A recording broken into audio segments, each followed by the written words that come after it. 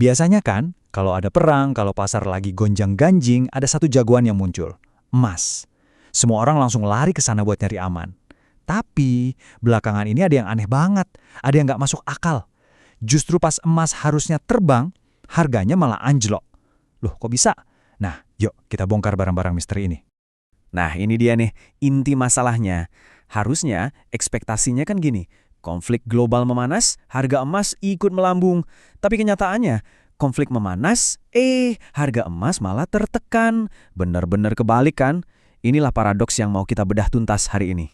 Oke, sebelum kita bongkar anomali ini, kita perlu mundur sedikit, balik ke dasar-dasarnya dulu. Kita perlu paham, apa sih peran tradisional emas di dunia investasi?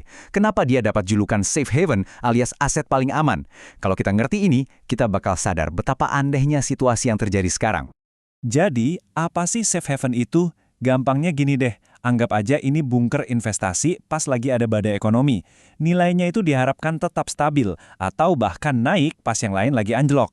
Dan contoh paling klasiknya ya sudah pasti emas. Dan inilah faktanya. Bukannya jadi pelindung, harga emas malah longsor. Minus 21% dari puncaknya. Padahal kondisi global makin gak menentu loh. Angka ini jelas banget tunjukin kalau ada yang salah sama cerita lama tentang emas sebagai benteng pertahanan. Oke, sekarang kita masuk ke petunjuk pertama dalam misteri ini. Penjelasan yang paling sering kita dengar dari para analis, ancaman suku bunga. Nah, ini dia nih tersangka utamanya. Gini cara kerjanya, perang kan bikin harga energi naik gila-gilaan. Harga energi naik, inflasi meroket. Buat ngerem inflasi, bank sentral di mana-mana naikin suku bunga. Nah, masalahnya, emas itu kan nggak ngasih bunga atau imbal hasil apa-apa. Jadi pas aset lain kayak obligasi nawarin bunga yang makin tinggi, ya megang emas jadi rugi bandar. Investor mikir, ngapain saya pegang emas kalau bisa dapat bunga pasti dari obligasi? Jadinya emas kurang menarik deh. Ada kutipan bagus nih dari Bart Melek di TD Securities yang pas banget ngejelasin ini. Dia bilang, berlanjutnya perang dan kenaikan harga energi bukan kabar baik bagi emas. Jadi ironis kan? Justru pemicu yang harusnya bikin emas naik malah menciptakan kondisi ekonomi, yaitu suku bunga tinggi, yang justru menekan harganya, kayak lingkaran setan gitu. Tapi tunggu dulu. Kalau masalahnya cuma suku bunga, kok rasanya ceritanya gantung ya? Nah, sekarang kita masuk ke bagian yang paling penting. Ternyata, suku bunga itu cuma sebagian kecil dari teka-teki ini. Ada sesuatu yang jauh lebih besar, pergeseran kekuatan yang fundamental banget, yang lagi terjadi di pasar emas. Kuncinya di sini. Untuk ngerti emas zaman sekarang, kita harus geser cara pandang kita. Jawabannya bukan lagi soal rasa takut investor. Bukan. Jawabannya ada di arus kas, cash flow, mekanisme perputaran uang global. Jadi gini, dalam 10 tahun terakhir, peran emas itu udah berubah total. Dia bukan lagi cuma safe haven buat investor retail kayak kita. Sekarang, emas itu udah jadi aset cadangan strategis buat negara-negara besar. Kenapa? Karena ada tren de-dolarisasi, di mana banyak negara nggak mau lagi terlalu bergantung sama dolar Amerika. Jadi, bank-bank sentral, terutama dari Tiongkok, Arab Saudi, Uni Emirat Arab, itu borong emas besar-besaran buat diversifikasi cadangan mereka. Nah, permintaan raksasa dari mereka inilah yang selama ini jadi penopang utama harga emas. Nah, ini dia jawaban dari paradoksnya. Kita lihat reaksi berantainya ya. Pertama, ada gangguan di Selat Hormuz, jalur minyak vital dunia. Ini bikin apa? Pendapatan negara-negara Teluk dari minyak jadi seret. Di sisi lain, Tiongkok sebagai importer minyak, ongkosnya jadi bengkak. Artinya apa? Para pembeli emas terbesar ini, negara Teluk dan Tiongkok, dompetnya lagi tipis. Uang kas mereka berkurang. Hasil akhirnya, kemampuan mereka buat borong emas jadi melemah.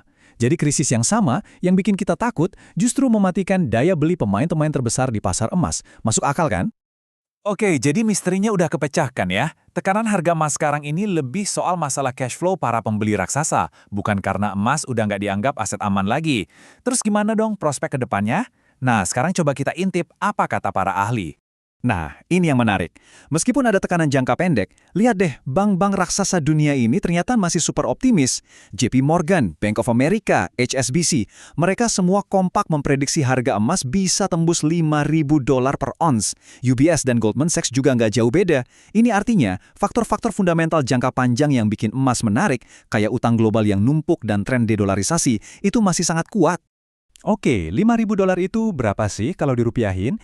Nah, buat kita di Indonesia, kalau skenario optimis itu kejadian, artinya harga emas per gram bisa loh nyentuh angka 2,9 juta rupiah. Wow, ini bikin potensi keuntungannya jadi kelihatan nyata banget kan? Oke, setelah kita paham semua dinamika baru ini, pertanyaannya sekarang adalah, terus kita sebagai investor harus gimana? Apa pelajaran yang bisa kita petik? Nah, ini nih bagian yang paling penting buat kita semua. Ada beberapa poin penting nih yang bisa kita ambil. Pertama, jangan lagi anggap emas dan saham itu saingan. Mereka itu justru teman baik dalam satu portofolio yang seimbang. Kedua, dan ini yang paling krusial, cara pandang kita harus diupdate. Kalau mau ngerti pergerakan emas, jangan cuma lihat indeks ketakutan lagi. Kita harus mulai ngelirik data arus kas global. Dan yang ketiga, meskipun harganya naik turun, peran emas sebagai pelindung nilai jangka panjang itu tetap solid. Buat ngakali naik turunnya harga, strategi beli nyicil atau bertahap, itu bisa jadi cara yang pinter. Sebagai penutup, saya mau lempar satu pertanyaan buat kita renungkan bareng. Di dunia yang makin kompleks ini, di mana aset paling aman aja bisa bergerak aneh, mungkin udah waktunya kita definisikan ulang, apa sih artinya aman dalam investasi? Mungkin aman itu bukan lagi soal nyari aset yang nggak pernah turun, tapi aman itu adalah tentang seberapa dalam kita paham dinamika pasar yang sebenarnya. Coba deh direnungkan.